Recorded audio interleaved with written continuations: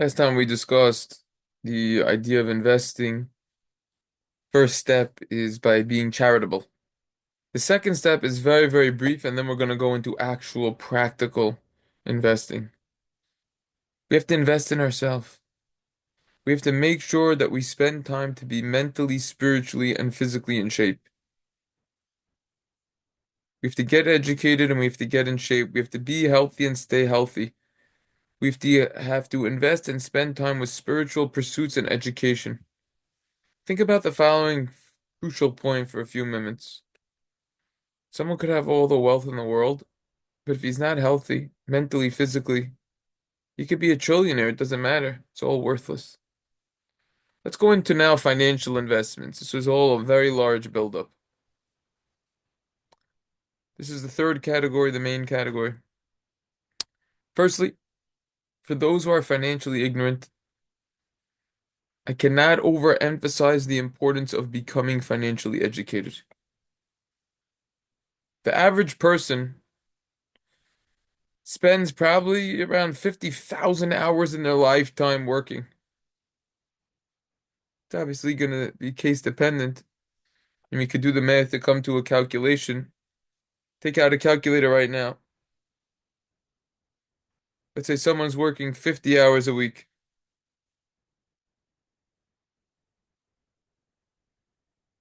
It means you're working 2,400 hours a year, roughly. Let's round down. Let's say it's only 2,000 hours a year. Let's multiply that. Person's working 40 years. You already had 80,000 hours. So that number 50,000 is a low ball. It's lowballing it.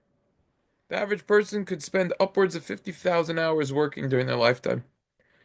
Shouldn't they spend at least a couple thousand hours learning about where to put their money? Versus spending all of their time working, working, working. What's the point of working? To make money? That's certainly a major part of it. So why aren't people educated on what to do with the money properly? The unfortunate reality is that most people don't even designate time to study this subject, even a couple dozen hours throughout their life.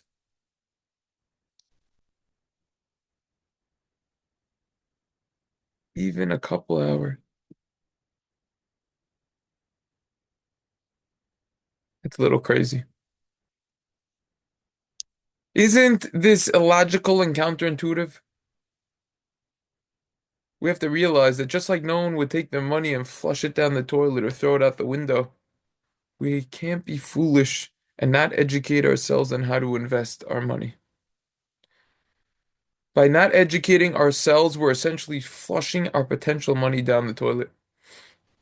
Most people have no idea how much they could actually make by investing their money properly. Remember this line: money goes to those who understand it and how it works. If you don't understand it, you will not become wealthy. Money is time, and time is also money. Don't waste more of your life working if you don't want to. Properly investing will help accomplish this. We have to know that we are limited. It's physically impossible for someone to work more than a certain amount of hours per day. We can't possibly work more than 24 hours a day. And per week, we're limited. We are limited and we're humans, we're mortals. However, if others are working for us, we can accomplish a lot more. If we put our money in the right place, then our money will be working for us, so to say. It's considered as if others are working for us. In other words, our money can make more money than we're actually able to make by actually working. This is called passive income. How it sounds is what it means. Our money is making us money even though we're passively involved and we aren't actually doing anything.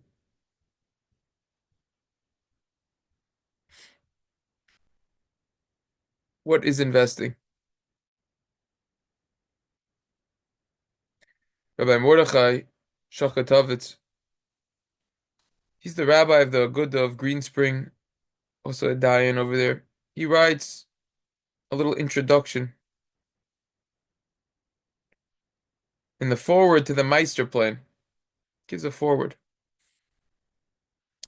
He says the concept of investing isn't a get rich quick scheme that stretches the limits of law and halacha. It's not a pyramid scheme that attempts to enrich some at the expense of others. Rather, and listen carefully, these are perfectly legitimate investments in businesses through which the investor fairly shares their profits. It's like putting corporate America to work for you. In other words, the information that we're going to be learning about, this is real legal stuff. Nothing over here is illegal in any way, shape, or form. After 120 years, when put to the test of the ultimate questions, one will fully be able to give an affirmative answer to the question, Asata v'natata be'amuna, did you conduct your business honestly? Were you trustworthy in your business dealings? The more the better. Everyone benefits from the spread of this knowledge and from additional followers. Chazon Ish writes beautifully about how a religious Jew should actually help his competition and realize that his own success will not be hurt by theirs. Amazing, isn't this? It's not exactly what they teach in the MBA programs. This could be a constant challenge for many in business and is a direct conflict with many profit-making schemes. But on a deeper level, explains the rabbi, he's more impressed with the conceptual approach behind this plan.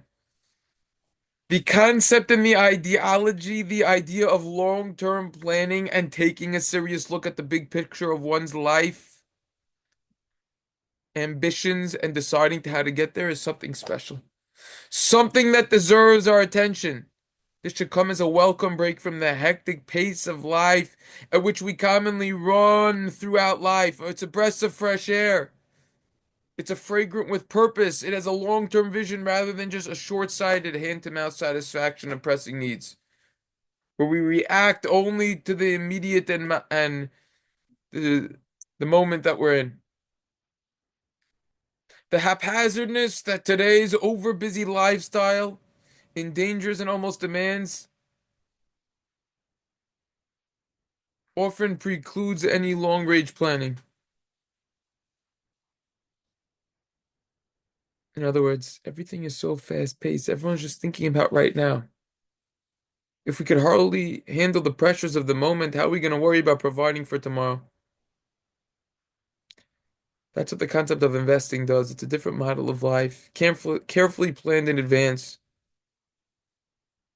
It's thought out with purpose. We have to choose the path we travel before we go out to travel, rather than after we're stuck in a situation which is no longer in our control. This is an exercise of free choices rather than being pushed along by others and running along in the so-called rat race pattern which we discussed in the past.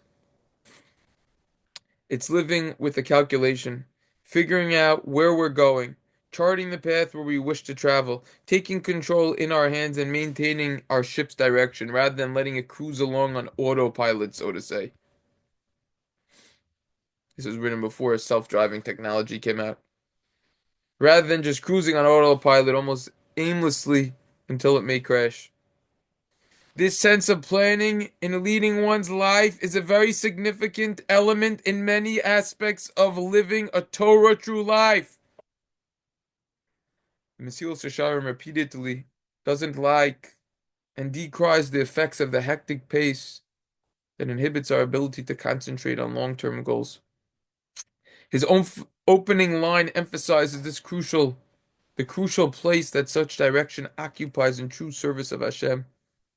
In the 5th chapter, he lists being too busy as the first obstacle to the critical trait of caution, precluding our ability to pay attention to what we're doing.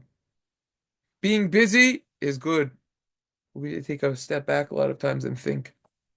The Ramchal in his second parak of Mesilas Yesharim, 2nd chapter, finds a source for this concept in Paro's response to Moshe's mission. He ordered his task makers to increase the workload of the Jewish people so that they would be too busy to pay attention to Moshe. Paro's intent was to preoccupy us with busy work for the purpose of restricting our ability to consider our position. If Paro would keep us busy, we wouldn't think. We wouldn't make any meaningful plans. The physical enslavement was specifically designed in order to enslave our mind and spirit. Ramchal attributes the same psychology to our arch adversary, the evil inclination. The evil inclination tries to prevent us from thinking carefully about what we're doing in our lives, keeping us constantly preoccupied with diversions, distractions that fill our time and mind.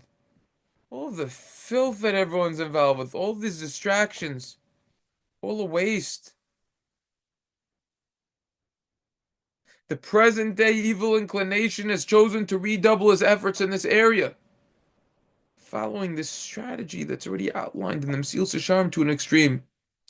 But planning is only part of his formula for achievement. It's only part of the formula for achievement. Discipline, sticking to the chosen path, is the other. All of the choices and plans will never get us to our goal if we can't remain on course for the full term of the voyage. Let's say someone's involved in a 25-year learning program. Sounds great. But it's only good intentions if someone isn't able to keep a steady eye on the objective and continue every single step until he achieved his goal and reached the chosen destination. The same is true on the financial front. As good as an investment may be, if one can't maintain the self-control to allow it to mature, to ride the temporary bumps and the falls in the market without impulsively withdrawing funds, ditching the ship before arriving at the aspired goal, the plan won't work. The stock market in the last week has been very volatile. But you can't just look in the short term. You think I lost 1 second of sleep over the volatility? A good investor has to take his emotions out of the picture and say it's all about the long term. Sometimes someone has to take 2 steps back in order to go 3 steps forward. It takes a clear-sighted strength and resolve to resist the temptations of opportunities for instant gain, keeping in mind the commitment to long-term goals one has set for himself. Planning and perseverance, decision and discipline are the critical elements that combine to yield such accomplishments. Unfortunately, both of these qualities seem to be rare commodities. Discipline, long-term goals, contemporary life, and the fast pace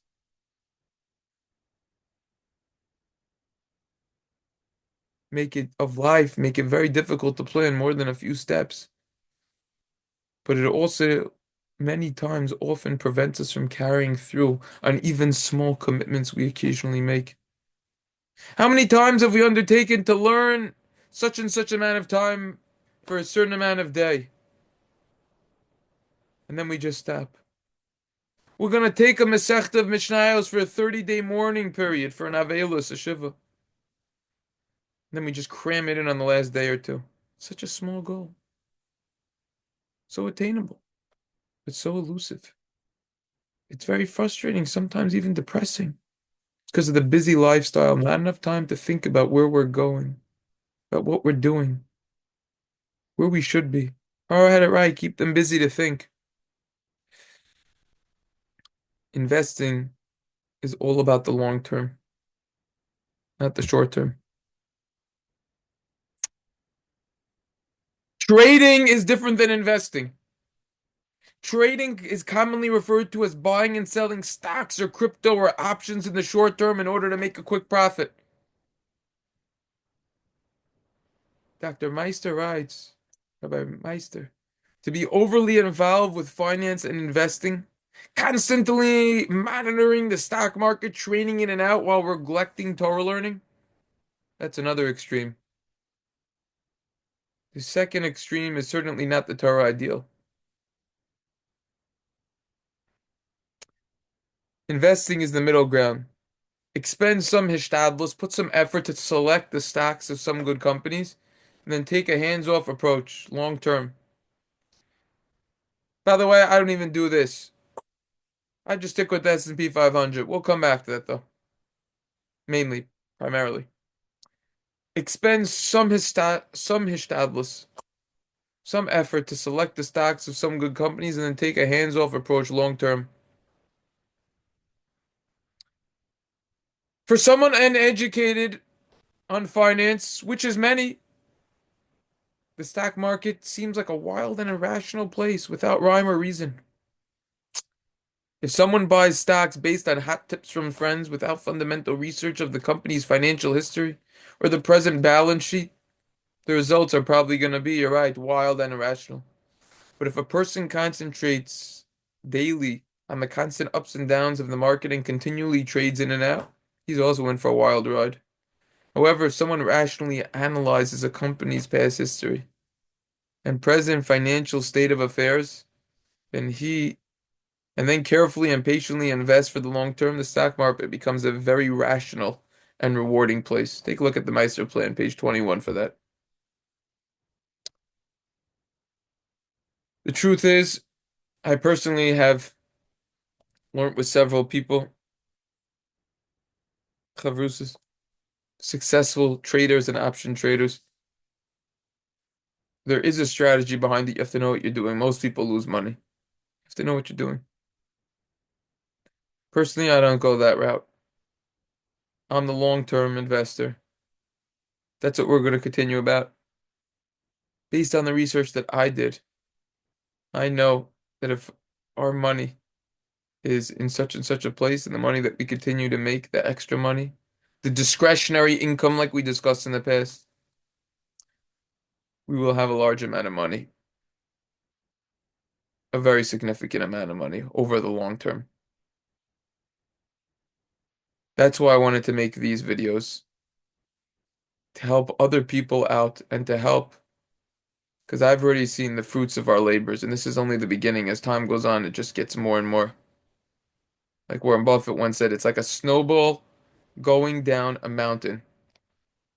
Compound interest, doubling, doubling, keeps getting bigger, larger, huger. That's what this is. Dividends. This is really the first on practical ideas of investing. And this is the cornerstone, the foundation of the large building, which is you have to be in it for the long term. Don't think just about the short term. See you in the next one.